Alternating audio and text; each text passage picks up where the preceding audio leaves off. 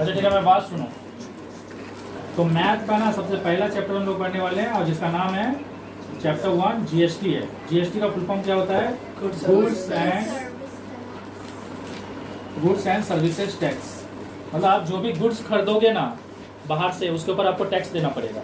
आप जो भी सर्विसेज लोगे उसके लिए भी टैक्स देना पड़ेगा। मान लो मैं कोई होटल में जाके खाना खाता हूँ या रेस्टोरेंट में जाके खाना खाता हूँ, तो खाना के ऊपर मुझे टैक्स देना पड़ेगा। अगर सोचो मैं कोई होटल में कहीं घूमने गया हूँ और होटल में 1-2 दिन का स्टे लेता हूँ, तो होटल का रेंट के साथ साथ मुझे वहाँ का टैक्स भी देना पड़ेगा। और जैसे कि वो रूम को साफ़ सुथरा कर देगा बहुत सारा चीज़ के लिए, तो वो जो होटल वाला है ना वो वैसे टैक्स लेगा। अब क्वेश्चन अराइज होता है कि वो होटल वाला अपना रूम भाड़ा तो ले रहा है, तो फिर मेरे से टैक्स क्यों ले रहा है? या खाना का पैसा तो ले रहा है और फिर मेरे से टैक्स क्यों ले रहा है? देखो वो टैक्स ना होटल वाला अपने पास नहीं रखता है, वो टैक्स एक्चुअली गवर्नमेंट को दिया जाता है। अब बोलोगे कि गवर्नमेंट को क्यों पैसा दिया जाएगा, तो देखो गवर्नमेंट उसी पैसा से आपके लिए आपको ही फैसिलिटीज़ प्रोवाइड करता है। जैसे आपके लिए रोड बना देता है, आपके लिए स्ट्रीट लाइट लगवा देता है, यहाँ तक कि पुलिस को सैलरी दिया जाता है ताकि वो आपको प्रोटेक्ट कर सके। तो गवर्नमेंट ना उन पैसा से आपको ही मदद करता है। समझ में आया कि नहीं? तो आपको जो भी फैसिलिटीज़ प्रोवाइड हो रहा है बाहर से, वो सारे फैसिलिटीज़ या ना अच्छा ड्रेनेज सिस्टम मिल रहा है, साफ़ सुथरा, आपके सराउंडिंग हमेशा साफ़ सुथरा रहता है, उसको साफ़ करने के लिए कोई पर्सन आता है, तो उन सबको भी तो सैलरी देना पड़ेगा ना। बैंक में कोई काम कर रहा है तो वो आपका पैसा को मतलब सेव करके रख रहा है ताकि वो कहीं इधर उधर ना हो जाए, तो उन लोग को भी सैलरी चाहिए। तो आपके द्वारा जो टैक्स दिया जाता है उसी से जो गवर्नमेंट पर्सन रहते हैं उनको सैलरी दिया जाता है ताकि वो आपका सर्विस कर सके। प्लस उसी पैसा से आपके लिए street light, water supply, electricity supply, ये सब प्रोवाइड कराया जाता है। समझ में आया ना? तो ये टैक्स हम लोग से क्यों लिया जाता है? इनडायरेक्टली वो टैक्स घूम के हमारे पास ही आता है, हमारे बेटरमेंट के लिए। बीच में कुछ मत बोलना कि घोटाला होता है, ये होता है, वो सब अलग बात है। बोलने का लग रहा है आपको बात, तेरा मुँह देख के लग रहा था इसलिए हम पहले से मना कर दिए। अच्छा ठीक है, अब ये समझ में आ गया कि हम लोग टैक्स क्यों देते हैं। उससे गवर्नमेंट हमारा ही हेल्प करता है, क्योंकि सीधा सा बात है गवर्नमेंट के पास पैसा कहाँ से आएगा? तो गवर्नमेंट तो हम ही लोग से पैसा लेगा ना कोई भी काम कराने के लिए। अच्छा ठीक है, अब देखो मैं आपको इस चैप्टर से किस टाइप का क्वेश्चन पूछा जाएगा उसको समझाने के लिए मैं आपको कुछ सिचुएशन बता रहा हूँ। तो जैसे सोचो कि ये उड़ीसा स्टेट है, ये कौन सा स्टेट है? उड़ीसा स्टेट, मतलब उड़ीसा गवर्नमेंट है। उड़ीसा स्टेट मतलब उड़ीसा गवर्नमेंट। और ये है आपका छत्तीसगढ़, छत्तीसगढ़ स्टेट है, मतलब छत्तीसगढ़ गवर्नमेंट। ओके, और ये दोनों स्टेट किसके अंदर में आता है? सेंट्रल गवर्नमेंट, मतलब इंडिया के अंदर आता है, मतलब ये आता है सेंट्रल गवर्नमेंट। समझ में आया? अब सोच लो नोकिया ना कंपनी खोला है इंडिया में। नोकिया क्या किया? कंपनी खोला है। उसमें से नोकिया का एक कंपनी कहाँ पे खुला हुआ है? उड़ीसा स्टेट के अंदर। ओके, और नोकिया का एक कंपनी जो खुला है, मतलब नोकिया का जो ये कंपनी है ना वो किसके अंदर में आता है? उड़ीसा गवर्नमेंट के अंदर में। मतलब इसका ऊपर जो भी कंट्रोल है वो किसका है? उड़ीसा गवर्नमेंट का कंट्रोल है। और नोकिया का और एक कंपनी है जिसके ऊपर पूरा कंट्रोल किसका है? इंडिया का, मतलब सेंट्रल गवर्नमेंट का कंट्रोल है। मतलब यहाँ पे नवीन पटनायक जी का कंट्रोल है इस कंपनी के ऊपर, और इस कंपनी के ऊपर नरेंद्र मोदी जी का कंट्रोल है। समझ में आया? अब सोच लो कि मैं हूँ यहाँ पे, ये मैं एक कस्टमर हूँ, मेरा नाम है कस्टमर 1। और उसी तरह से छत्तीसगढ़ में भी एक कस्टमर है, उसका नाम ले लेते हैं हम लोग कस्टमर 2। यहाँ तक आपको समझ में आ रहा है? अब मान लो मैं नोकिया का एक मोबाइल खरीदा, मतलब मैंने एक गुड्स खरीदा, तो उड़ीसा गवर्नमेंट क्या बोला कि अगर ये वाला गुड्स कोई भी खरीदेगा तो उसके ऊपर इतना टैक्स देना पड़ेगा। तो मान लो इसके ऊपर टैक्स लगाया गया 10%। समझ में आया? तो मैंने एक मोबाइल खरीदा उड़ीसा गवर्नमेंट, उड़ीसा स्टेट का एक कंपनी से, और उसके लिए मुझे टैक्स कितना देना पड़ा? 10%। तो ये मेरा क्या हो गया? जीएसटी। ये चीज़ आपको समझ में आया? ओके, अब देखो मैंने अपने वाइफ के लिए भी एक मोबाइल खरीदा, लेकिन मैंने वो उड़ीसा स्टेट का नोकिया कंपनी से नहीं खरीदा, मैं वो खरीदा सेंट्रल गवर्नमेंट का कंपनी से, और वही सेम मोबाइल खरीदा। तो यहाँ पे भी मुझे कितना टैक्स देना पड़ेगा? उतना ही टैक्स देना पड़ रहा है, 10%, और इसको भी क्या बोलते हैं? जीएसटी। ये आपको समझ में आया? ओके, अब देखो ये जो कस्टमर 2 है ना, ये भी अपने लिए एक मोबाइल खरीदा। कहाँ से खरीदा? सेंट्रल गवर्नमेंट का नोकिया कंपनी से खरीदा। तो ये भी उसके लिए क्या वही सेम मोबाइल खरीदा जो मैं खरीदा, क्योंकि एक ही मोबाइल, बहुत लोग नया नया मोबाइल लॉन्च हुआ है तो बहुत लोग खरीदेंगे। तो दूसरा स्टेट वाला भी खरीदा तो वो भी कितना टैक्स दे रहा है? 10%। ये भी क्या हो गया? जीएसटी। और ये कस्टमर क्या किया ना, अपने वाइफ के लिए भी एक मोबाइल लिया, लेकिन ये मोबाइल ना, क्योंकि वो नोकिया कंपनी का जो मोबाइल है, मतलब नोकिया कंपनी जो है मोबाइल का कंपनी, वो छत्तीसगढ़ में नहीं है। तो एक तो अपने लिए कहाँ से लिया? सेंट्रल गवर्नमेंट वाला नोकिया कंपनी से। और एक कहाँ से लिया? उड़ीसा गवर्नमेंट का कंपनी से लिया।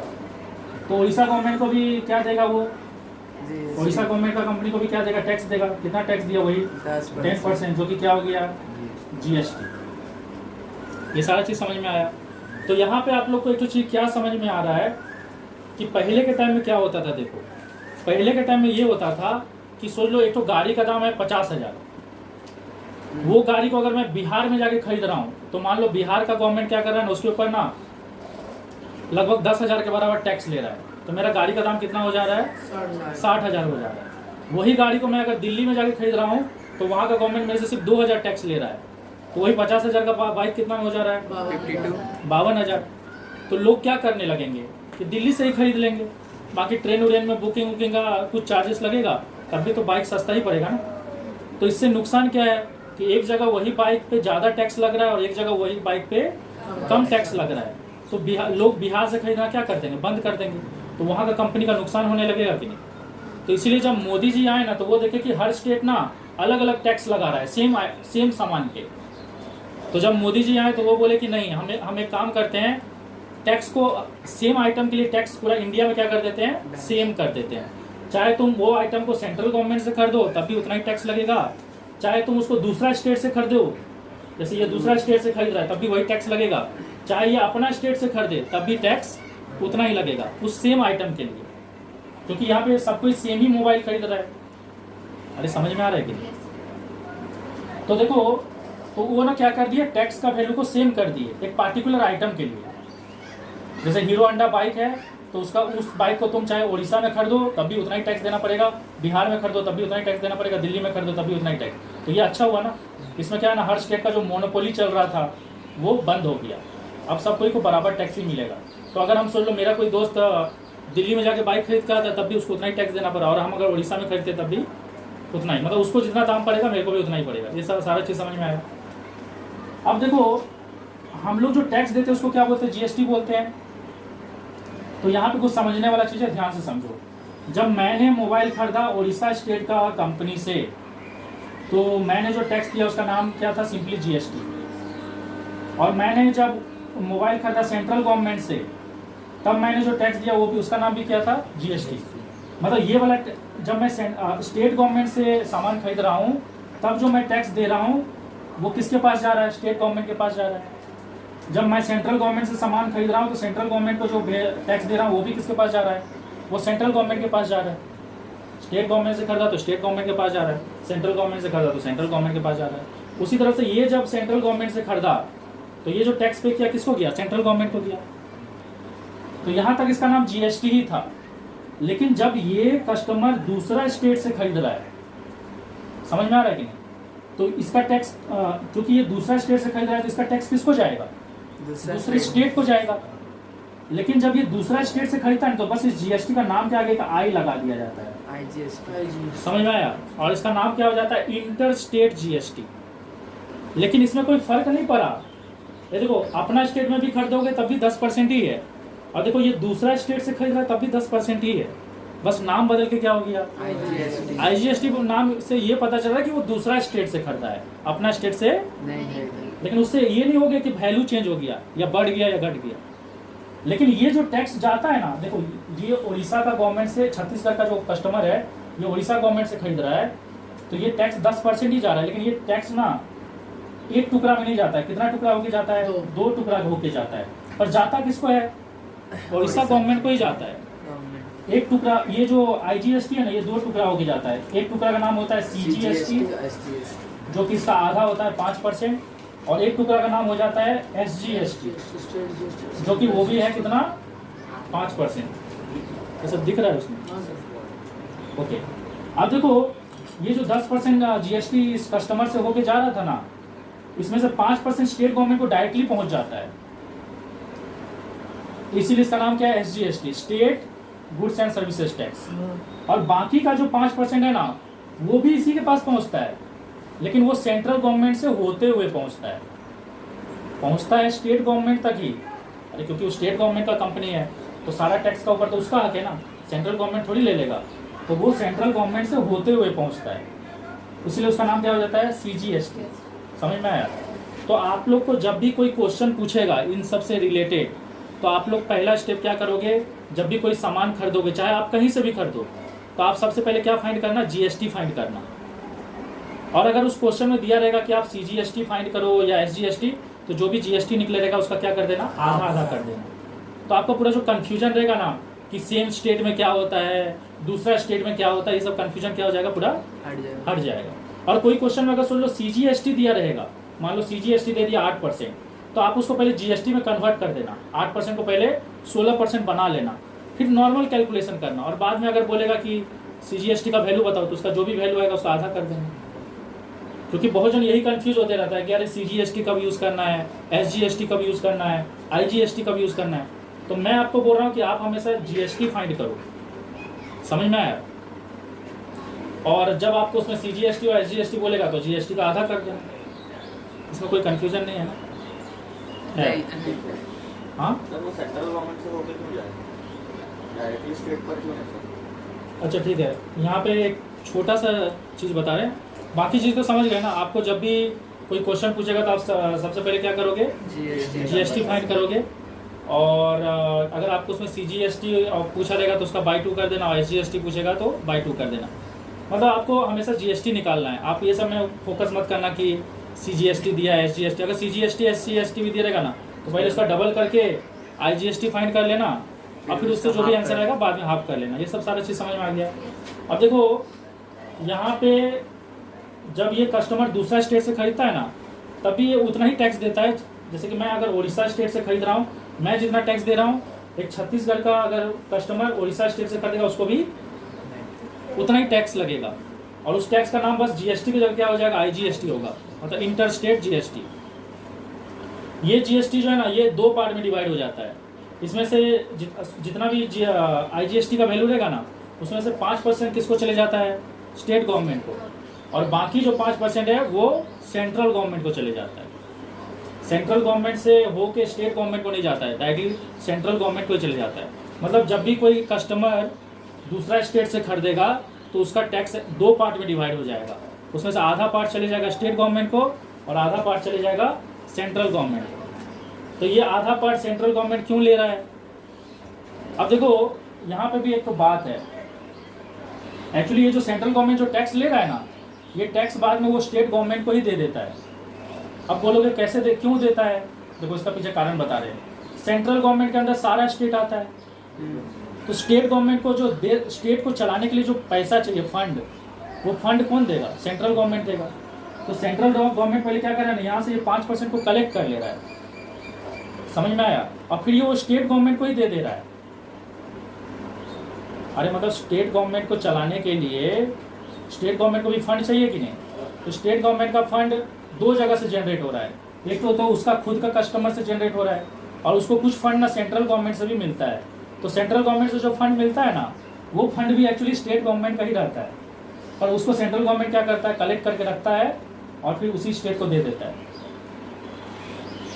अरे समझ रहे हो कि नहीं? इनडायरेक्टली वो क्या कर रहा है, उसी का पैसा उसी को ही दे रहा है, लेकिन यहाँ पे दिख ऐसा रहा है कि सेंट्रल गवर्नमेंट उसको कुछ हेल्प कर रहा है।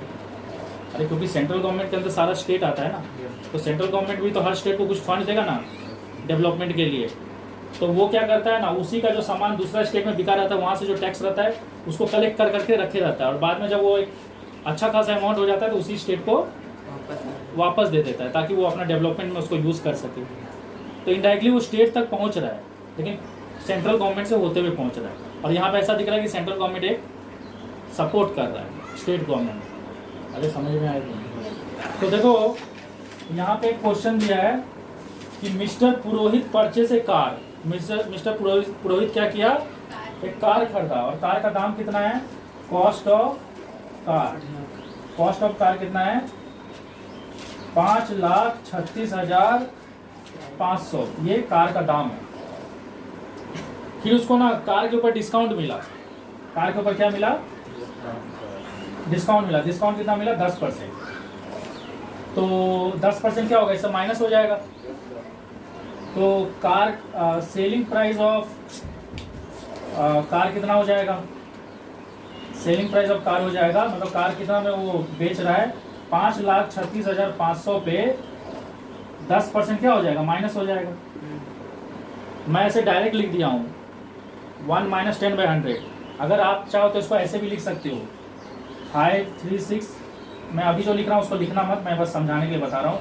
आप इसको ऐसे भी लिख सकते हो, इस तरह से माइनस कर दोगे 10/100 इंटू 536,500, तो ये और ये बराबर ही है। क्योंकि यहाँ पे फिर अगर इसको कॉमन लोगे, देखो ये एक्चुअल दाम है और उसमें से इतना डिस्काउंट माइनस हो गया, तो अगर मैं यहाँ पे ये वाला वैल्यू और ये वाला वैल्यू कॉमन ले लूँ तो यही आएगा कि नहीं। तो इसलिए मैंने डायरेक्ट लिख दिया, जब भी डिस्काउंट देगा परसेंटेज में तो आप ऐसे 1 माइनस करके लिख लेंगे। अब वैल्यू में डिस्काउंट देगा तो सिंपली माइनस कर देना। अरे बोलता कि 20 रुपया डिस्काउंट है तो -20 कर देते। अब परसेंटेज में जब भी डिस्काउंट देगा तो 1 माइनस करके लिख देना। तो ये हो जाएगा 536,500 इंटू 90/100 हो जाएगा। तो इसको अगर आप सॉल्व करोगे तो इसका वैल्यू आ रहा है 4,82,850 आ रहा है। ठीक है, ये कार का दाम हो गया डिस्काउंट के बाद। और ये कौन सा सेलिंग प्राइस है, ये सेलिंग प्राइस है विदाउट टैक्स, मतलब इसमें टैक्स अभी ऐड नहीं हुआ है। आगे बोल दिया कि ये कार के ऊपर ना टैक्स कितना लग रहा है, रेट ऑफ जीएसटी लग रहा है 28%। तो यहाँ पे जीएसटी का वैल्यू कितना दे दिया है, 28% दे दिया है। तो हम लोग जीएसटी निकाल लेंगे, मतलब इसके ऊपर टैक्स कितना लग रहा है। टैक्स का वैल्यू हो जाएगा 28/100, टैक्स का वैल्यू हो जाएगा 28/100 482,850। ठीक है, तो इसका वैल्यू अगर हम लोग निकाले तो इसका वैल्यू आ रहा है, इसका वैल्यू आएगा 67,599 इंटू 2। इन दोनों को मल्टीप्लाई करने से जो वैल्यू आएगा वो आएगा। समझ में आया कि नहीं? तो पॉज करना तो इसका आंसर आ गया कितना, 1,35,198। तो ये कार का जीएसटी हो गया। समझ में आया कि नहीं? तो कार का कॉस्ट कितना हो जाएगा। अच्छा ठीक है, ये तो कार का सिर्फ कार का जीएसटी हुआ। बाद में देखो कार जब हम लोग खरीदते हैं तो उसका इंश्योरेंस भी करवाते हैं। तो इंश्योरेंस कितना ले रहा है, इंश्योरेंस का वैल्यू दे दिया है 4% ऑफ डिस्काउंटेड वैल्यू। इंश्योरेंस का कितना दाम ले रहा है, इंश्योरेंस का चार्ज कितना ले रहा है। हम लोग गाड़ी का इंश्योरेंस क्यों करवाते हैं, ताकि गाड़ी अगर सुन लो शोरूम से निकलने के बाद कहीं एक्सीडेंट हो जाए तो मेरा जितना भी नुकसान हुआ है उसको क्या करेगा, वो कंपनी कवर कर देगा। ठीक है, तो और इंश्योरेंस कराने का और भी कारण है कि सुन लो मेरे कार से किसी का एक्सीडेंट हो जाए तो उसको जो नुकसान पहुंचेगा उसका भरपाई भी कंपनी करेगा। आजकल थर्ड पार्टी इंश्योरेंस होता है, मतलब मेरा जो नुकसान होगा उसको भी भरपाई करेगा और मेरे कार से किसी और का एक्सीडेंट हो गया रहेगा उसका भी पे करेगा। तो यहाँ पे आपका इंश्योरेंस दे दिया 4% of discounted value, 4/100 into discount. हाँ, साल में एक बार करवाना पड़ता है। तो देखो डिस्काउंटेड वैल्यू कौन सा है, ये वाला डिस्काउंटेड वैल्यू है ना। तो डिस्काउंटेड वैल्यू का 4% 482,850। तो इसका वैल्यू कितना आ रहा है, इसका वैल्यू आ रहा है 19,314। 19,314। अब देखो इंश्योरेंस जो करवा रहे हो ना उसके ऊपर भी टैक्स लगता है, तो इसके ऊपर भी जीएसटी लग रहा है इंश्योरेंस के ऊपर। आप कुछ भी सर्विसेज लो आपको टैक्स लगेगा, उतना ही नहीं लगेगा, दिया है। उसके ऊपर टैक्स कितना लग रहा है, 18% लग रहा है। क्या क्या बोल रहा है, मेरे को सीरियसली पूछ रहे, पैदा होने पर भी लगता है क्या सर? हॉस्पिटल बिल में नहीं लगेगा, लगता होगा। आप कुछ भी सर्विसेज लेते हो वहाँ टैक्स लगता ही है, वो आपको पता नहीं चलता है लेकिन वो एमआरपी में जुड़ा रहता है। तो जीएसटी 18% करेंगे 19,314 का। तो ये वैल्यू आ रहा है आपका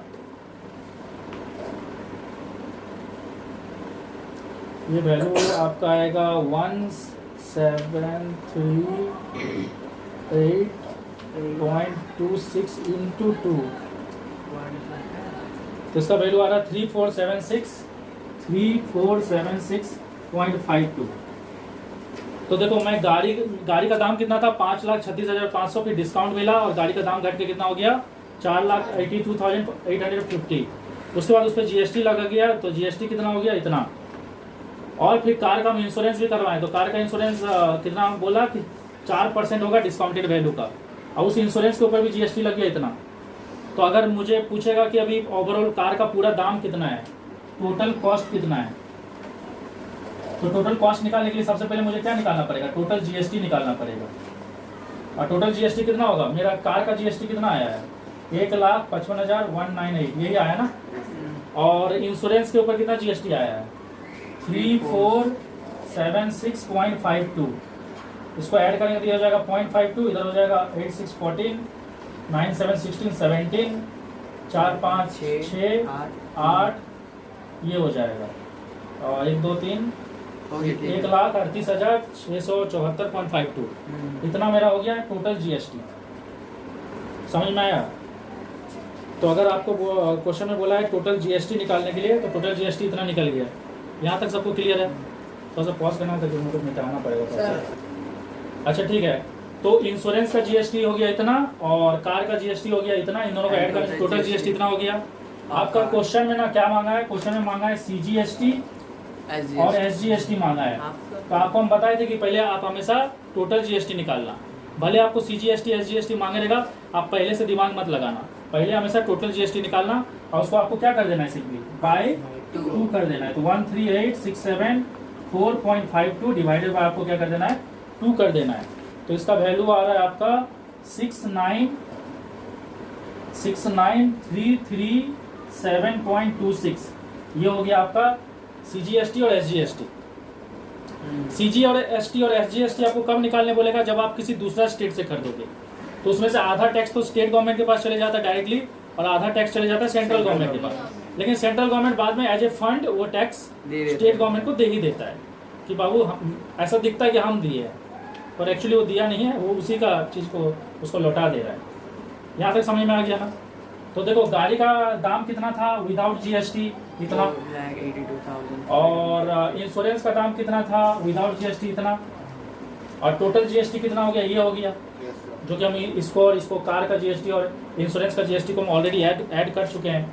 तो इन सबको हम इसलिए मिटा दे रहे हैं, क्योंकि क्वेश्चन का थर्ड बीट में क्या बोला है, क्वेश्चन का थर्ड बीट में बोला है कि आपको क्या निकालना है, टोटल अमाउंट निकालना है। कंज्यूमर कितना में कार लिया, हाँ कंज्यूमर कितना में कार लिया, तो टोटल अमाउंट कैसे निकलेगा, टोटल अमाउंट निकालना सिंपली, कार का दाम कितना लगा है 4,82,850 और इंश्योरेंस का दाम कितना लगा है 19,314 और टोटल जीएसटी कितना लगा है सब मिला के 1,38,674.52।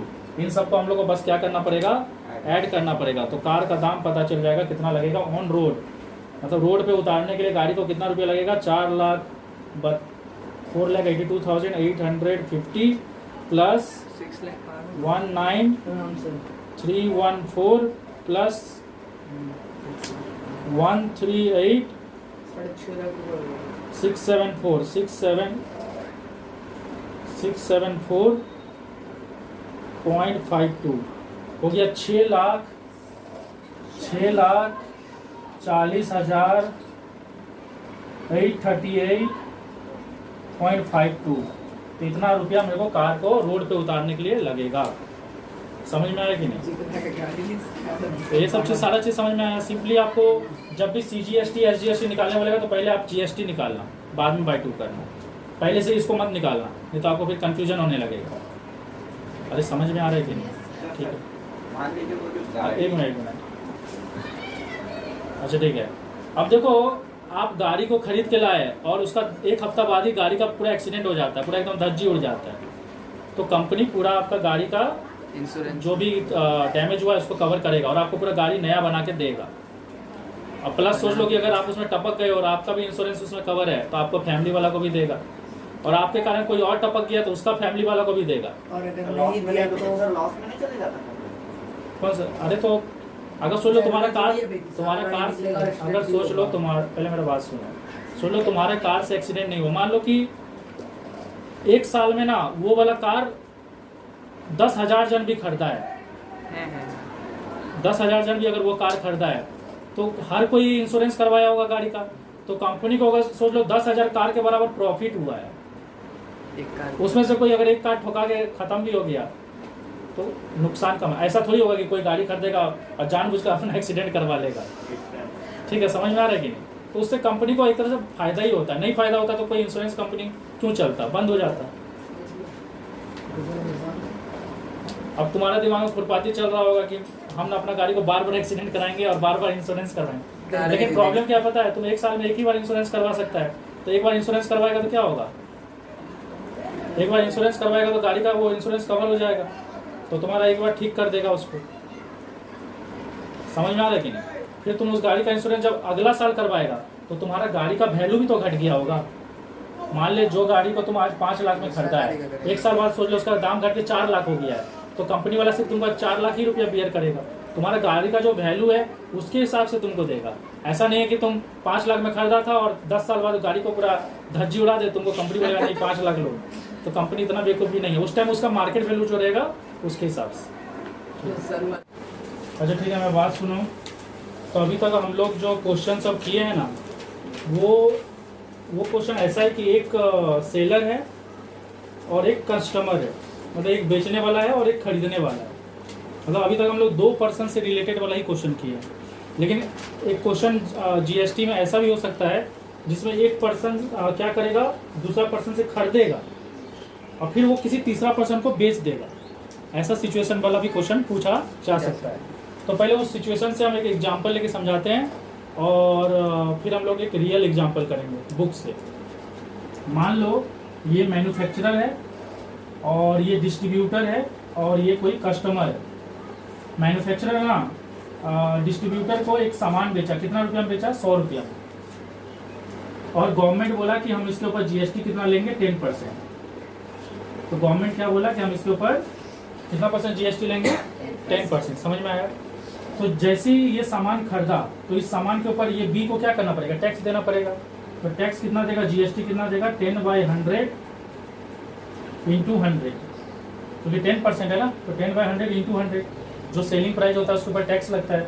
तो ये 100 काट के कितना हो जाएगा, 10 हो जाएगा। तो अगर अभी आपसे कोई पूछेगा कि ये, तो अभी क्या होगा, ये बी जो है ना वो ए को कितना रुपया देगा, 100 रुपया तो देगा ही, और ये 10 रुपया भी ए को देगा, लेकिन ये ए तक जाएगा, लेकिन फिर किसके पास चले जाएगा, गवर्नमेंट के पास, क्योंकि टैक्स के ऊपर इसका अधिकार नहीं है, टैक्स के ऊपर गवर्नमेंट का हक है, तो वो गवर्नमेंट के पास चले जाएगा। ये आपको समझ में आया? तो अगर अभी कोई पूछे कि बी कितना रुपया पे किया, तो बी कितना रुपया पे किया, 100 + 10 110 रुपया पे किया। या कोई ये पूछे कि बी कितना जीएसटी पे किया, तो 10 रुपया पे किया। लेकिन मान लो बी क्या किया ना, ये सी को बेच दिया, कितना रुपया में बेच दिया, मान लो 100 ही रुपया में बेच दिया, जितना का सामान जितना में वो खरीदा था उतना में ही बेच दिया। तो अब क्योंकि सी उसको खरीदा तो सी को जीएसटी देना पड़ेगा, तो सी जो जीएसटी देगा वो कितना हो जाएगा, 10/100, क्योंकि गवर्नमेंट को 10% चाहिए, इंटू 100, तो इसको काट देंगे तो ये कितना हो जाएगा, 10 रुपये। अब क्या होगा, सी जो है ना बी को कितना रुपया देगा, 100 रुपया देगा, प्लस ये 10 रुपया भी देगा। समझ में आया? तो अगर कोई पूछे कि सी कितना रुपया दिया है, तो सी दिया है 100 + 10 110 रुपया। अगर कोई पूछे कि सी का जीएसटी कितना हुआ, तो सी का जीएसटी कितना हो गया, 10 रुपया। लेकिन अब कोई ये पूछे कि बी का जीएसटी कितना हुआ, तो बी का जीएसटी कितना हो जाएगा, बी का जीएसटी हो जाएगा 0। अब आप बोलोगे सर 0 कैसे हुआ, क्योंकि देखो बी ऑलरेडी 10 रुपया दे चुका है, और वो इसलिए वो 10 रुपया क्या करेगा, ले लेगा। सरकार को ना इस सामान के ऊपर 10% जीएसटी चाहिए, जो मिल, तो सरकार को जो 10% जीएसटी चाहिए वो तो ऑलरेडी मिल चुका है। समझ में आया कि नहीं? और वो जीएसटी कौन पे किया था, ये पे किया था। अब क्योंकि वो सामान अब इसके पास नहीं है, जिसके पास जो उस गुड्स एंड सर्विसेज का मतलब यूज करेगा, जो उस गुड्स एंड सर्विसेज को यूज करेगा वही उसका टैक्स देगा। तो अब यहाँ पे क्या होगा ना कि ये जो 10 रुपया था पहले कौन दिया था, ये दिया था, लेकिन अब क्या हो गया कि अब ये 10 रुपया कौन देगा, ये देगा। इसीलिए ये जो अपना 10 रुपया दिया था ना वो अपने पास ले लिया। समझ में आया कि नहीं? अरे मतलब इनडायरेक्टली क्या हुआ कि ये जो अपना 10 रुपया दिया था ना, और वो उतना ही 10 रुपये वो इससे लेके क्या किया, रख लिया। समझ में आया कि नहीं? तो उसके पास जितना जीएसटी पहुंचाना था, उसके पास जितना जीएसटी यहाँ से पहुंचना था उतना तो पहुंचा दिया ना वो। नहीं समझ में आया?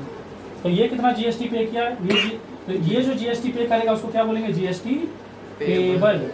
और जीएसटी पेबल कैसे निकलता है, output GST minus input GST. Minus input GST. तो आउटपुट जीएसटी क्या होता है, जो बेचने के बाद जो जीएसटी मिलता है। तो बेचने के बाद कितना जीएसटी मिला, 10 रुपया, तो दिख रहा है। और खरीदने टाइम जो जीएसटी लगा था उसको इनपुट जीएसटी बोलते हैं, वो भी हो गया 10, तो 0। तो ओवरऑल ये कितना जीएसटी पे किया, बी 0 पे किया। जब तक बेचा नहीं था तब तक ये कितना जीएसटी पे किया था, 10 रुपया। लेकिन जैसे ये बेच दिया तो ये तो ऑलरेडी जीएसटी दे चुका है ना, तो जितना दे चुका है ये अपने पास रख लेगा, क्योंकि सरकार को तो 10 रुपया चाहिए। तो सरकार को जो 10 रुपया चाहिए तो उनको मिल चुका है ना। ऐसा थोड़ी होगा कि सरकार को और 20 रुपया दे देगा, 30 रुपया दे देगा। इसको प्रॉफिट तो नहीं हुआ फिर भी। हाँ, अब बोलोगे इसको प्रॉफिट नहीं हुआ, तो मान लो कि ये ऐसा सामान था कि जिसको बेच देना ही जरूरी था, ठीक है। लेकिन ऐसा सिचुएशन भी आ सकता है जिसमें यहाँ पे प्रॉफिट होता है, हम लोग वो सिचुएशन भी डिस्कस करेंगे। इस सिचुएशन को हम लिए जिसमें प्रॉफिट नहीं हुआ है, पर हम लोग एक और सिचुएशन लेंगे जिसमें इसको प्रॉफिट होगा। मतलब ये आपको समझ में आया ना? पेबल और क्रेडिट। तो देखो अभी फिर से एक वैसे ही सिचुएशन लेते हैं, लेकिन इस बार क्या होगा, बी को कुछ प्रॉफिट भी होगा। मान लो ए मैन्युफैक्चरर है और बी जो है वो डिस्ट्रीब्यूटर है और सी जो है कंज्यूमर है। ये एक सामान इसको कितना रुपया में दिया, 100 रुपया में। गवर्नमेंट वाला कि मेरे को कितना जीएसटी चाहिए, गवर्नमेंट वाला मेरे को जीएसटी 10% चाहिए। ओके, तो यहाँ पे जीएसटी लग जाएगा इसके ऊपर 10/100 इंटू 10 हो जाएगा, सॉरी 100 हो जाएगा, तो ये हो जाएगा 10 रुपये।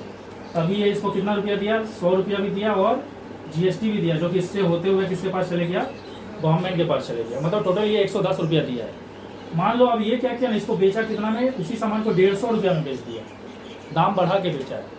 अब यहाँ पे जीएसटी कितना हो जाएगा, अब यहाँ पे जीएसटी हो जाएगा 10/100 इंटू 150, तो 0 0 कट जाएगा, तो कितना रुपया हो जाएगा, 15 रुपया। ये 150 रुपया भी ये रख लेगा, प्लस ये 15 रुपया इसके पास जाएगा। जिस 15 रुपया में से ये ऑलरेडी 10 रुपया दे चुका है, तो वो 10 रुपया ये अपने पास रख लेगा। बाकी जो 5 रुपया बच गया ना, उसके ऊपर इसका हक नहीं है, क्योंकि ये जीएसटी 15 रुपया है ना। तो इस प्रोडक्ट के ऊपर टोटल जीएसटी कितना बन रहा है, 15 रुपया बन रहा है, जिसमें से सरकार के पास कितना पहुंचा है, सिर्फ 10 ही रुपया पहुंचा है। तो सरकार का तो पूरा 15 रुपया पे हक है ना। तो सरकार ये क्या करेगा, 10 रुपया रख लेगा, क्योंकि ऑलरेडी 10 रुपया दे चुका, और बाकी 5 रुपया जो बचेगा ये सरकार को दे देगा। मतलब सरकार के पास कितना रुपया पहुंच जाएगा, 15 रुपया। समझ में आएगी? तो इस केस में यहाँ पे हम लोग क्या निकालेंगे, जीएसटी पेबल।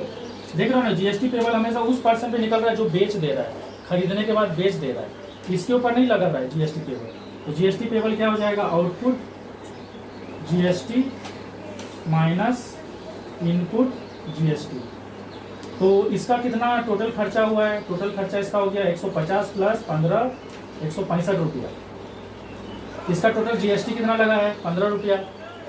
तो यहाँ से बेचने में बी को कितना जीएसटी मिल रहा है बेचने के बाद, 15, और कितना जीएसटी ये खरीदने टाइम दे चुका है, 10, तो 5 रुपया बचा। ये 5 रुपया किसके पास चले जाएगा, गवर्नमेंट के पास। बाकी वो 10 रुपया अपना रख लेगा, क्योंकि 10 रुपया वो ऑलरेडी दे चुका है। अरे समझेगी नहीं? तो अब इसके ऊपर एक क्वेश्चन करेंगे जिसका नाम है क्वेश्चन नंबर 5। ठीक है, पॉज कर देना।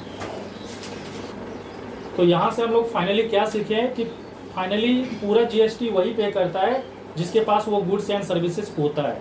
जब तक इसके पास था तब तक ये जीएसटी दिया था, जैसे ही वो गुड्स एंड सर्विसेज यहाँ ट्रांसफर हो गया इसको देना पड़ रहा है। मतलब फाइनली जीएसटी फाइनली कौन देता है, कस्टमर ही देता है। समझ में आया कि नहीं? बीच में जो भी पर्सन आता है वो नहीं देता है, जब तक वो as a customer role play ना करे। जब ये कस्टमर वाला रोल प्ले करेगा तो ये देगा, और वो किसी और को ट्रांसफर कर देगा तो फिर इसको देना पड़ेगा। कम ही देना पड़ता है ना इंडियन को। हाँ, कम देना पड़ रहा है, उसको बी को कम देना पड़ेगा। ये प्रॉफिट मार दिया तो यहाँ पे इसको 10 के जगह 15 देना पड़ रहा है, बढ़ गया उसका उसके पास खर्चा। मतलब तुमको ये बेचने टाइम जितना प्रॉफिट बढ़ा देगा उतना तुम्हारे ऊपर और टेंशन बढ़ जाएगी। मान लो वो बोल देगा 200 में बेचेंगे, तो फिर तुम्हारा जीएसटी और डबल 20%, मतलब 20% नहीं, 20 रुपया। जीएसटी बचा के प्रॉफिट कैसे, क्या जीएसटी बचा के प्रॉफिट कैसे जीएसटी बचा के प्रॉफिट ऐसे करते, मान ले कि हम किसी से, हमें कोई कस्टमर से हम टैक्स लिए, तो ये बी वाला क्या किया था, इससे 150 रुपया भी लिया था, 15 रुपया भी लिया था। 150 रुपया भी तो उसका खुद का हक था, बाकी 15 रुपया भी तो उसका हक नहीं था ना। लेकिन फिर भी क्या करेगा, वो 15 रुपया सरकार को नहीं देगा, अपने पास ही रख लेगा, टैक्स फाइल ही नहीं करेगा। तो हाँ, तो वही तो बोल रहा है प्रॉफिट कैसे करना है। तो हम बोले कि ये तो चोरी हुआ। हाँ, तो पता चलना चाहिए ना बहुत चोरी। तो सर बिजनेस करेंगे सर, सर आइए जीएसटी पेएबल निकाले वो 5 रुपए, लेकिन क्या चीज़ के लिए निकाले? प्रॉफिट के ऊपर निकला। जीएसटी पेबल जो पहले 100 रुपया दाम था ना, दाम 50 रुपया बढ़ा दी, तो 100 रुपया का 10 रुपया ऑलरेडी लग चुका था, और 50 रुपया पर और 5 रुपया लगा। तो प्रॉफिट तुम जब भी कुछ एक्स्ट्रा कमाएगी, एक्स्ट्रा सर्विसेज लेगी, तो उसके लिए टैक्स देना पड़ेगा। एक आइसक्रीम खाएगी टैक्स, और किसी का आधा आइसक्रीम खा लेगी तो उसका ऊपर आधा टैक्स। मतलब कुछ भी करो देना है। अच्छा ठीक है, क्वेश्चन नंबर 5 करते हैं, जो कि इसी कॉन्सेप्ट के ऊपर बेस्ड है। तो एक मैन्युफैक्चरर है, ठीक है, वो ना 5,40,000 का रॉ मटेरियल खरीदा। कॉस्ट ऑफ रॉ मटेरियल,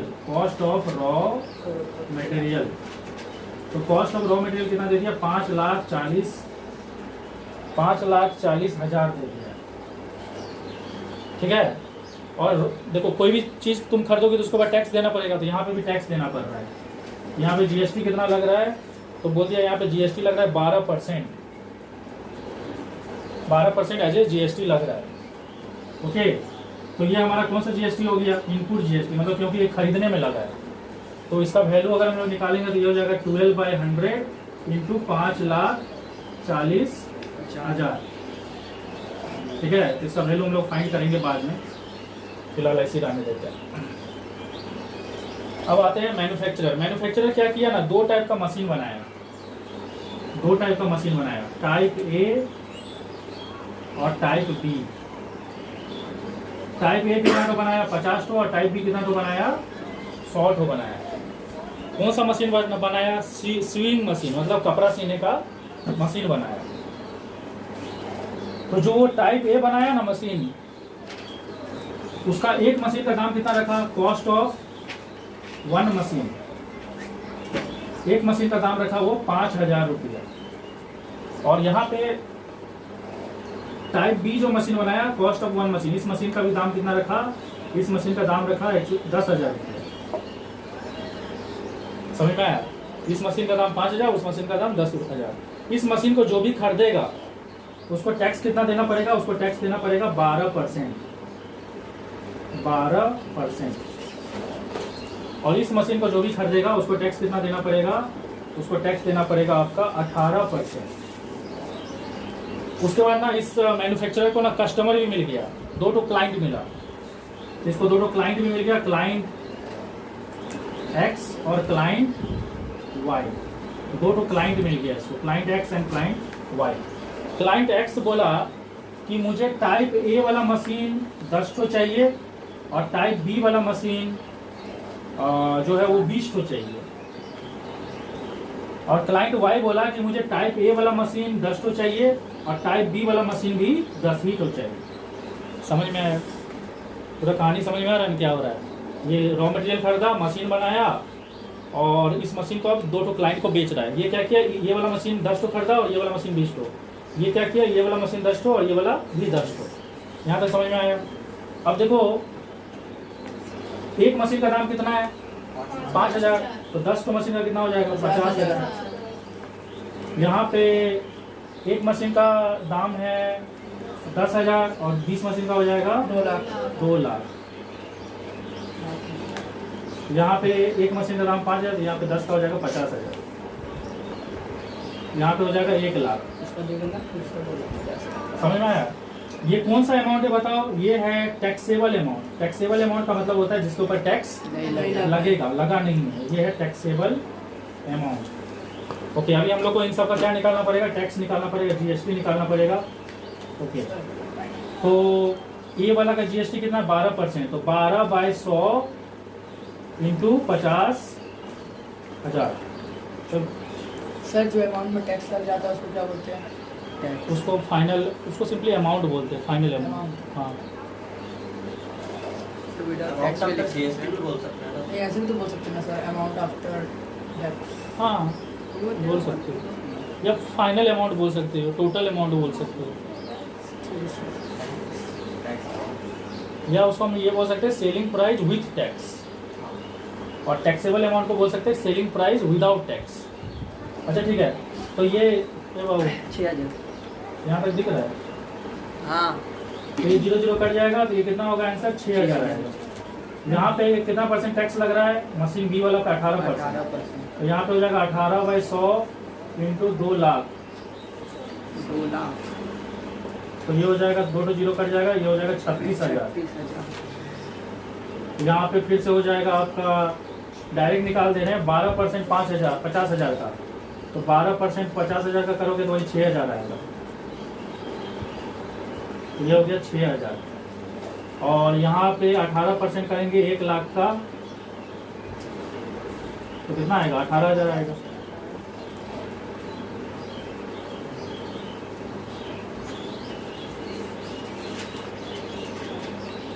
तो टैक्स कितना कितना निकला समझ में आया? हाँ पॉज कर देना। सॉल्व करने से हमारा इनपुट जीएसटी कितना आया 64,800। अभी हम लोग ये सारा टैक्स को ऐड करेंगे, तो हमारा आउटपुट जीएसटी कितना आएगा? आउटपुट जीएसटी आएगा 6,000 प्लस 36,000 और फिर प्लस 6,000 फिर प्लस 18,000। तो देखो 18,000 प्लस 6,000 कितना हो गया 24,000, और 24,000 और 36,000 मिलकर हो गया 60,000। 60,000 प्लस 6,000 हो गया 66,000। तो हमारा आउटपुट जीएसटी हो गया 66,000। तो मैन्युफैक्चरर कितना जीएसटी पे करेगा? मैन्युफैक्चरर ऑलरेडी 64,800 जीएसटी पे कर चुका है, और उसको और कितना जीएसटी मिलता है 66,000 मिलता है। तो जितना पे कर चुका है उतना को वो रख लेगा, तो बचा हुआ किसको दे देगा? गवर्नमेंट को। तो जीएसटी पेएबल कितना हो जाएगा? जीएसटी पेएबल हो जाएगा आउटपुट जीएसटी जो कि है 66,000 माइनस 64,800, तो ये 1,200 रुपया आएगा। तो 1,200 रुपया वो सरकार को और दे देगा। ठीक है, पॉज कर। Okay very good. Question number 6। Question number 6, the sales price of washing machine inclusive of GST is 28,320। एक वॉशिंग मशीन है, एक वॉशिंग मशीन है जिसका सेल्स प्राइस कितना दे दिया है? सेल्स प्राइस इंक्लूसिव जीएसटी, मतलब इसमें जीएसटी ऑलरेडी इंक्लूडेड है। जो बात करेगा उसको ईटा फेंक के मारेंगे। बोला sales price of washing machine inclusive GST, मतलब इसमें जीएसटी ऑलरेडी इंक्लूडेड है। वो कितना है? 28,320, मतलब इसमें जीएसटी ऑलरेडी इंक्लूडेड है। क्वेश्चन में आगे लिखा है the SGST charge at the rate of 9%। SGST कितना दे दिया है? एसजीएसटी दे दिया है 9%। किसके ऊपर? On list price, on list price. Okay, आगे लिखा है find the list price of washing machine. आपको क्या निकालना है? लिस्ट प्राइस निकालना है वॉशिंग प्राइस मशीन का। तो लिस्ट प्राइस को हम लोग कितना ले लेते हैं? एक्स ले लेते हैं। तो एसजीएसटी अगर 9% है तो जीएसटी कितना होगा? 18। जीएसटी हो जाएगा 18%। ओके, तो अभी हमारा लिस्ट प्राइस कितना एक्स है, तो जीएसटी का वैल्यू कितना आएगा? 18/100 इंटू लिस्ट प्राइस। तो अगर मैं इस लिस्ट प्राइस में इस जीएसटी को ऐड कर दूं तो कौन सा प्राइस आ जाएगा? ये आएगा कि नहीं? क्योंकि इसमें ऑलरेडी जीएसटी इंक्लूडेड है। तो हमारा लिस्ट प्राइस जितना भी है उसमें हम लोग ये जीएसटी को ऐड कर देंगे 18/100 इंटू एक्स, तो ये हो जाएगा आपका 28,320। तो यहाँ पे मैं अगर एलसीएम ले लूँ तो ये हो जाएगा 100 इधर आएगा, 100x प्लस 18x कितना हो जाएगा? 118x बाई 100, ये हो जाएगा 28,320। तो x का वैल्यू हो जाएगा 28,320 इंटू 100 डिवाइडेड बाई 118, जिसका आएगा 24,000। तो इसको हम लोग को काटा कुटी करना है। सर डिफरेंस का मतलब क्या, जो लास्ट प्राइस मतलब बहुत करना था 24,000। तो इसको अगर आप सॉल्व करोगे तो इसका आंसर कितना आ रहा है? 24,000। ठीक है, पॉज कर। अच्छा ठीक है, एक और क्वेश्चन देख लो। एक तो और क्वेश्चन देख लो, सुन ना बाबू, अभी मोबाइल के सामने लगा पटक के मारेंगे, वायरल हो जाएगा वीडियो। लिखा है Anil went to a shop. Anil एक लड़का है जो शॉप गया और एक बाईसाइकिल खरीदा। बाईसाइकिल का दाम कितना दिखाया? Cost of bicycle, cost of bicycle दिखाया 10,620। ओके, फिर बाईसाइकिल के ऊपर CGST कितना है? बाईसाइकिल के ऊपर CGST है 9%, तो GST कितना हो जाएगा? 18%। उसके बाद क्या हुआ, शॉपकीपर जो अनिल था ना, वो शॉपकीपर को बोला कि आप ना साइकिल का दाम को ऐसे घटाइए कि मुझे वो घटाया हुआ दाम पे GST लगाने के बाद भी इतना ही देना पड़े। मतलब वो बोला कि इस साइकिल का जितना दाम है ना, उस पे इतना डिस्काउंट दीजिए कि वो डिस्काउंट वाला वैल्यू पे मैं अगर टैक्स को जोड़ भी दूं तो मुझे फिर भी उतना ही देना पड़े जितना उसका एक्चुअल प्राइस है। समझ में आया कि नहीं? तो आपको बोला गया है फाइंड द रिडक्शन, वो रिडक्शन, वो डिस्काउंट को निकालने बोला है। तो हम लोग क्या लेंगे, let the reduction be x। तो हमारा टैक्सेबल अमाउंट कितना हो जाएगा जिसके ऊपर टैक्स लगेगा? तो टैक्सेबल अमाउंट हो जाएगा 10,620 माइनस x वो रिडक्शन है। तो हमारा GST कितना हो जाएगा? GST किसके ऊपर लगता है? टैक्सेबल अमाउंट के ऊपर। तो ये हो जाएगा 18/100 इंटू 10,620 माइनस x। अब अगर मैं इस GST को टैक्सेबल अमाउंट में ऐड कर दूं तो इसका वैल्यू ऐड होकर कितना होना चाहिए? इतना, क्योंकि वो बोला कि ऐसे घटाइए कि टैक्स जोड़ने के बाद इतना ही हो। तो ये हमारा हो जाएगा 10,620 माइनस x, उसमें ये ऐड हो जाएगा 18/100 इंटू 10,620 माइनस x, और इन सब का टोटल वैल्यू कितना आ जाएगा? 10,620। यहाँ पे हम लोग 10,620 माइनस x को कॉमन ले लेंगे, तो यहाँ पे 1 बचेगा और यहाँ पे बचेगा 18/100, और ये हो जाएगा 10,620। ये हो जाएगा 10,620 माइनस x, और ये LCM लेंगे तो ये हो जाएगा 118/100 इक्वल टू 10,620। अच्छा ठीक है, इसको थोड़ा सॉल्व करना पड़ेगा। तो यहाँ लिख दे रहे हैं 10,620 minus x equal to 100/118 into 10,620। तो फुल स्टॉप। ओके, तो यहाँ पे अगर आप इसको सॉल्व करोगे तो इसका वैल्यू आएगा 9,000, और इधर है आपका 10,620 और 10,620 माइनस x, तो ये इक्वल टू 9,000 हो गया, तो x इक्वल टू हो जाएगा इतना से 9,000 माइनस, तो वो जो कितना रिड्यूस करेंगे 1,620 रुपया। ठीक है, तो देखो ये यहाँ पे क्वेश्चन दिया है, मिस्टर TM नायम purchase sports bike for his son at a discount of 15% having x showroom price 4,05,000। तो एक TM नायम करके एक आदमी है जो अपना बेटा के लिए ना एक स्पोर्ट्स बाइक खरीद रहा है, जिसका शोरूम प्राइस कितना है? शोरूम प्राइस है 4,05,000, लेकिन ना उसको इस पर 15% डिस्काउंट भी मिला है। तो कॉस्ट आफ्टर डिस्काउंट,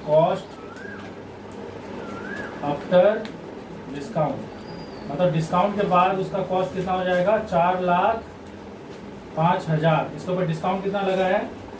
डिस्काउंट लगा है आपका 15%, मतलब 1 माइनस 15/100।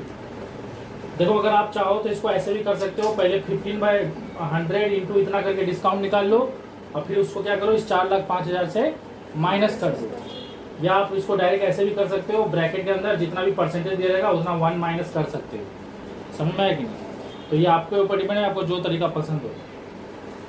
तो ये हो जाएगा 4,05,000 इंटू 100 इधर आएगा, 100 इधर आएगा, 100 में से 100 जाएगा तो हो जाएगा 85/100। ये 2 जीरो कट जाएगा, ये हो जाएगा 4,005 इंटू 85। ये समझ में आ रहा है? Yes sir.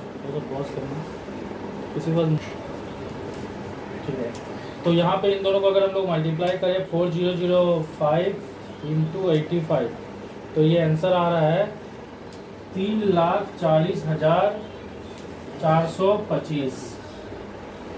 ठीक है, तो बाइक का डिस्काउंट देने के बाद इतना प्राइस हो गया। फिर लिखा है insurance cover premium of bike is 8% of the discounted value. तो इंश्योरेंस का कितना रुपया लग रहा है? इंश्योरेंस लग रहा है कितना? 8%। मतलब बाइक का जो इंश्योरेंस करवा रहे हैं ना, इंश्योरेंस क्यों करवा रहे हैं? ताकि अगर मेरा बाइक जब शोरूम से निकले और कहीं 1-2 दिन में या हफ्ता भर में या महीना भर में या उसी साल में कहीं एक्सीडेंट कर दे और बाइक में जो डैमेज होगा उसको क्या होगा, वो इंश्योरेंस कंपनी रिकवर करेगा, भरपाई करेगा। तो इंश्योरेंस का मेरे को कितना रुपया लग रहा है? इंश्योरेंस का पैसा एक ही बार देना पड़ता है, साल में एक बार देना पड़ता है। तो यहाँ पे 8% लग रहा है डिस्काउंटेड वैल्यू का, 3,40,425 रुपया का 8%। 27,234। तो इसका अगर हम लोग 8% कर दे, 3,40,425 का 8%, तो ये हो जा रहा है आपका 27,234 रुपया, 27,234 रुपया। इतना आपका इंश्योरेंस लग रहा है बाइक में। मतलब ये वाला दाम भी बाइक का दाम में ऐड होगा। फिर आगे कुछ और भी दे दिया, the cost of accessories is 20,000। Cost of accessories, cost of accessories, मान लो आप अपना बाइक में कुछ एक्स्ट्रा चीज़ लगाना चाहते हो, कुछ स्टाइलिश चीज़ करना चाहते हो। मान लो कि आप अपना बाइक में मोबाइल चार्जर लगाना चाहते हो, मतलब कुछ एक्स्ट्रा चीज़ लगाना चाहते हो, या वो जो सेफ्टी के लिए जो गार्ड सब लगे रहता है वो सब लगाना चाहते हो, लाइट वुट लगाना चाहते हो, कुछ भी लगाना चाहते हो, तो वो एक्स्ट्रा जो चीज़ लगा रहे हो आप, उसका लग जा रहा है 20,000 रुपया। फिर लिखा है dealer offer 5% discount on accessories. अपना एक्सेसरीज पे भी डिस्काउंट लगा, तो cost of accessories after discount 95 तो 20,000 पे अगर हम लोग डिस्काउंट मार दे तो 20,000 पे कितना डिस्काउंट लग रहा है? 5% दिया। तो इस पर 5% डिस्काउंट दिया गया, तो 1 माइनस 5/100, तो ये हो जाएगा आपका 20,000 इंटू 100, इधर आएगा 100 में से 5 जाएगा, कितना हो जाएगा? 95/100। ये 2 0 कट जाएगा, 95 इंटू 200, तो 95 इंटू 200 हो जाएगा 19,000। तो 19,000 रुपया जो है वो आपका एक्सेसरीज का लग रहा है। फिर आगे क्या बोला है? Rate of GST is 28% of bike. Bike के ऊपर आपको जीएसटी कितना लग रहा है? GST on bike, 28%। तो जीएसटी ऑन बाइक दे दिया 28%, मतलब 28/100 इंटू बाइक का जो डिस्काउंटेड वैल्यू है। तो बाइक का जो वैल्यू है वो कितना? 3,40,425 रुपया है। इसका वैल्यू अगर हम लोग निकाले तो ये आएगा 3,40,425 इंटू 28 डिवाइडेड बाई 100, तो ये आ रहा है 95,319। उसके बाद जीएसटी किसके ऊपर दे दिया? जीएसटी इंश्योरेंस के ऊपर भी दिया है, 18% ऑन इंश्योरेंस, तो 18/100 इंटू इंश्योरेंस। इंश्योरेंस का दाम कितना है? 27,234 रुपया। तो इसका वैल्यू अगर निकालेंगे तो ये हो जाएगा 18 इंटू 27,234 डिवाइडेड बाय 100, ये आ रहा है 4,902 रुपया 12 पैसा। उसके बाद जो एक्सेसरीज है उस पर भी जीएसटी लग रहा है। एक्सेसरीज पे जीएसटी कितना लग रहा है? और दे दिया है 12%, मतलब 12/100 इंटू एक्सेसरीज का दाम कितना हो गया? 19,000। ये 2 0 कट जाएगा, ये हो जाएगा 12 इंटू 190, 190 इंटू 12, ये हो जाएगा आपका 2,280 रुपया। अब क्वेश्चन का डिमांड क्या है? क्वेश्चन का पहला डिमांड है टोटल अमाउंट ऑफ जीएसटी। आपको टोटल जीएसटी निकालना है। तो टोटल जीएसटी क्या कैसे निकालोगे? जितना भी जीएसटी है बाइक का, इंश्योरेंस का और एक्सेसरीज का, सबको ऐड कर दोगे। ये हो जाएगा 95,319 प्लस 4,902 रुपया 12 पैसा प्लस 2,280। ये सब जोड़ के टोटल जीएसटी कितना हो जा रहा है? टोटल जीएसटी हो जा रहा है आपका 1,02,501 रुपया 12 पैसा तो टोटल जीएसटी आ रहा है। उसके बाद बोला आपको टोटल अमाउंट निकालने के लिए, तो टोटल अमाउंट क्या करोगे, टोटल जीएसटी जो आया है, टोटल जीएसटी जो आया है उसमें क्या क्या चीज ऐड होगा, टोटल जीएसटी में क्या क्या ऐड होगा, टोटल जीएसटी में ऐड होगा बाइक का प्राइस, इंश्योरेंस का प्राइस और ये जो एक्सेसरीज का प्राइस, ये सभी ऐड होगा। हाँ वही तो बोले, जीएसटी में ये बाइक का प्राइस, इंश्योरेंस का प्राइस और ये भी ऐड होगा। तो इन सबको ऐड करते पहले बाइक का प्राइस लेते हैं। बाइक का प्राइस हो गया आपका 3,40,425 रुपया प्लस 27,234 रुपया प्लस 19,000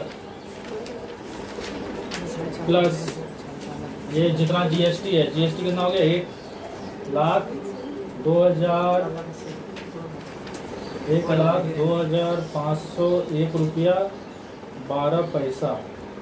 तो सारा जोड़ के बाइक का दाम कितना हो गया, अगर आप इन सबको ऐड कर दोगे 4,89,160.12 इतना रुपया आ रहा है टोटल कॉस्ट। फुल स्टॉप कर। एक कैलकुलेटर मैन्युफैक्चर, एक तो और क्वेश्चन है यहाँ पे, एक calculator manufacturing cost of calculator is 900। तो कॉस्ट ऑफ कैलकुलेटर कितना है, कॉस्ट ऑफ कैलकुलेटर है 900। कितना कैलकुलेटर का कॉस्ट है, कॉस्ट ऑफ वन कैलकुलेटर, एक कैलकुलेटर का दाम कितना है 900 रुपया है। और इस पर जीएसटी कितना लग रहा है, जीएसटी लग रहा है 18%। फिर लिखा है कि he manufacture 120 such calculator. Number of calculator कितना है, नंबर ऑफ कैलकुलेटर है 120 को कैलकुलेटर वो मैन्युफैक्चर किया है। तो एक कैलकुलेटर का दाम कितना है 900। तो टोटल कॉस्ट कितना हो जाएगा कैलकुलेटर का, 120 टोटल कॉस्ट ऑफ कैलकुलेटर। सारा चीज करने के बाद डायरेक्ट मनी को 120 भी करेंगे, कैसे कैलकुलेशन भी आपको जो बेटर लगे। अगर आप चाहो तो इसके ऊपर जीएसटी लगा के उसमें भी 120 कर सकते हो, लेकिन मेरा मानना है कि पहले एक कैलकुलेटर का दाम पता है तो सारा कैलकुलेटर का दाम निकाल लेते, फिर उस पर जीएसटी लगा देंगे, तुम्हारा वही सेम ही आंसर आएगा। तो 120 एक कैलकुलेटर का दाम 900 रुपया है, तो 120 कैलकुलेटर का दाम हो जाएगा 1200, मतलब 120 इंटू 900 तो ये हो जाएगा 1,08,000 इतना हो गया। उसके बाद क्वेश्चन में लिखा है कि इसके ऊपर जीएसटी 18% लग रहा है। फिर लिखा है कि he mark off each by 50% and sold the dealer at a discount of 10%। अब देखो अगर वो हर कैलकुलेटर का दाम को 50% बढ़ाया तो ओवरऑल टोटल दाम भी क्या होगा 50% बढ़ जाएगा। और अगर वो एक कैलकुलेटर पे कितना डिस्काउंट दिया 10%, तो ओवरऑल पे भी 10% डिस्काउंट हो जाएगा। तो आप इंडिविजुअल लेवल पे भी कर सकते हो, टोटल लेवल पे भी कर सकते हो, कोई फर्क नहीं पड़ने वाला। तो क्या किया, ही मार्क ऑफ ईच बाय 50%, वो सबका दाम को क्या किया 50% बढ़ा दिया। तो सबका दाम बढ़ाया मतलब ये टोटल पे भी बढ़ेगा। तो मार्क प्राइस कितना हो गया, क्योंकि वो कॉस्ट को 50% बढ़ा दिया। तो ये 1 प्लस क्या हो जाएगा 50/100, क्योंकि दाम बढ़ा दिया। तो ये हो जाएगा 108,000, ये 100 इधर आएगा 150/100 हो जाएगा। तो 2 जीरो कट जाएगा, तो यहाँ पे इसका आंसर आएगा। लेकिन देखो मैं यहाँ पे कुछ और करने वाला हूँ, 1 मिनट रुको, 1 मिनट। हाँ ठीक है, इसके बाद कर देते हैं। तो दाम को बढ़ा के कितना कर दिया, तो यहाँ पे हो जाएगा ये 108 फिर और एक 0 इंटू 150। तो ये आ गया आपका, ये टोटल हो गया 1,62,000। उसके बाद क्या किया, वो 10% डिस्काउंट दे दिया। तो आपका आफ्टर डिस्काउंट मतलब इसको आप टैक्सेबल अमाउंट भी लिख सकते हो, वो अमाउंट जिसके ऊपर टैक्स अभी तक लगा नहीं है। तो टैक्सेबल अमाउंट हो जाएगा, मतलब इसके ऊपर 10% डिस्काउंट लगा दिया, 1,62,000 पे 10% डिस्काउंट, मतलब 1 - 10/100। तो ये हो जाएगा 1,62,000 इंटू 90/100। ये 2 जीरो कट जाएगा। ये जो है आपका 162 जीरो इंटू कितना हो जाएगा 90, तो ये हो गया 1,45,800। तो ये वो अमाउंट है जिसके ऊपर अब क्या लगने वाला है, जीएसटी लगने वाला है। क्वेश्चन का डिमांड क्या है, find the final price dealer paid for the calculator and also total GST receive by state government. तो आपको टोटल जीएसटी निकालना है जो कि कौन रिसीव करेगा, स्टेट गवर्नमेंट। तो सबसे पहले आप क्या निकालो, जीएसटी निकाल लो उसी पर। तो जीएसटी कितना निकल जाएगा, 18/100 इंटू 1,45,800, ठीक है। तो 1,00,000 और ये दोनों जीरो यहाँ से कट जाएगा, तो 18 इंटू 1458, तो ये हो जा रहा है आपका 26,244, ठीक है। ये जीएसटी निकला, लेकिन आपको क्वेश्चन में ना जीएसटी निकालने नहीं बोला है, आपको लिखा है GST receive by state government. तो आपका जितना भी जीएसटी आएगा ना उसका क्या करना, आधा कर देना, ठीक है। तो उससे आपको क्या पता चल जाएगा, GST receive by state government. State government जो जीएसटी रिसीव करता है उसको क्या बोलते हैं, एसजीएसटी।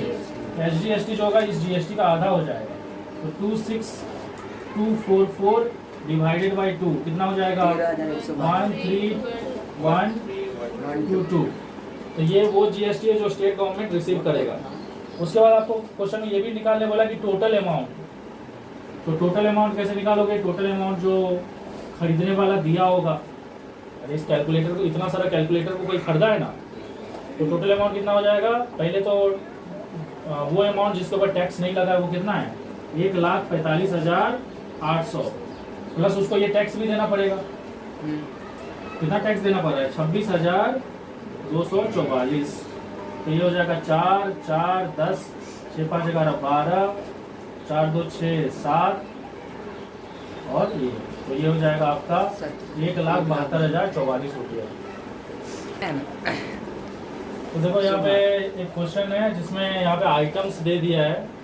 आइटम्स है चेल parking, pens, eraser, sharpeners, pencil, और क्वांटिटी कितना है, ये इंक कितना लिया गया, 10 को बोतल लिया गया है और एक बोतल का दाम कितना है, 85। तो यहाँ पे हमारा टैक्सेबल अमाउंट कितना हो जाएगा, टैक्सेबल अमाउंट हो जाएगा जिसके ऊपर टैक्स लगेगा वो जाएगा, एक बोतल का दाम कितना, 85। तो 10 को बोतल कितना हो जाएगा, 850। यहाँ पे पेन जो है ना 6 डजन लिया गया, एक डजन का दाम है 200 रुपया, तो 6 डजन का हो जाएगा 1200। यहाँ पे इरेजर 8 डजन लिया गया है, तो एक डजन का दाम है 50 रुपया पर डजन लिखा है, तो 8 डजन का हो जाएगा 400। एक डजन का दाम है 40 रुपया, तो 10 डजन का शार्पनर का हो जाएगा 400। पेंसिल का एक डजन का दाम है 120 रुपया, 12 डजन का हो जाएगा 1440, ठीक है। ये टैक्सेबल अमाउंट हो गया। तो यहाँ पे क्वेश्चन में दिया इफ द एसजीएसटी इज 2.5%, यहाँ पे एसजीएसटी का वैल्यू दे दिया है 2.5%। Find the amount paid by him for his purchase, also find the GST paid by him. तो यहाँ पे जो जीएसटी लग रहा है ना वो टोटल अमाउंट पे लग रहा है।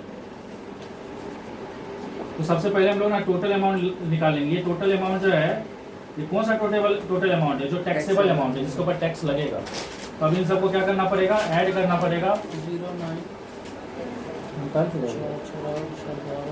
850 प्लस 1200 प्लस 800 प्लस 1440, तो ये टोटल कितना हो गया, 4,290 रुपया। इसके ऊपर टैक्स कितना लग रहा है, तो क्वेश्चन में ना एसजीएसटी दे दिया, एसजीएसटी कितना दे दिया 2.5%। तो जीएसटी कितना हो जाएगा, जीएसटी हो जाएगा इसका डबल, मतलब 5% हो जाएगा। तो जीएसटी कैसे निकालेंगे, 5/100। एसजीएसटी 2.5 दिया तो जीएसटी 5% हो जाएगा। 5% ऑफ टोटल अमाउंट जो है, ये कौन सा अमाउंट है, total taxable amount, total taxable amount. तो ये हो गया 4,290। तो ये हो जाएगा 4,290 इंटू 5 डिवाइडेड बाय 100, तो ये हो जाएगा आपका 214 रुपया 50 पैसा। तो ये टोटल जीएसटी निकल गया। उसके बाद बोला है कि टोटल अमाउंट 4290 कौन सा टोटल अमाउंट, जो जीएसटी को इंक्लूड करके है, टोटल अमाउंट इंक्लूडिंग जीएसटी। तो आपका टोटल अमाउंट हो जाएगा, ये जो टैक्सेबल अमाउंट है 4,290, उसमें 214 रुपया 50 पैसा क्या होगा, ऐड हो जाएगा। तो तो इसमें ऐड हो जाएगा आपका 214 रुपया 50 पैसा प्लस 4290, 45 तो ये हो जाएगा आपका 4504.5। ठीक है। सर एक डाउट है सर। एक मिनट रुकिए, फुल स्टॉप कर दे तो